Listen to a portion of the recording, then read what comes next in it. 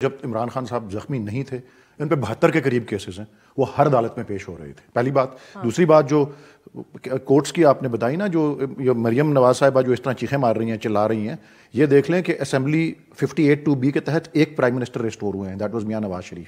2 prime ministers کو، محمد خان جنیجو کو once and twice بے نظیر بھٹو صاحبہ کو ریسٹور آؤٹ آف دا وے جا کے کورٹ نے اس پہ تحقیق ہوئی ہے، ریسرچ پیپرز لکھے ہوئے ہیں لوگوں نے۔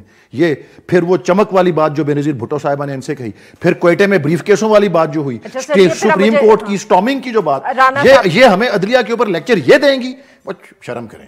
اچھا جی، نہیں میں ان کو زیب نہیں دیتا، ان کو زیب نہیں دیتا۔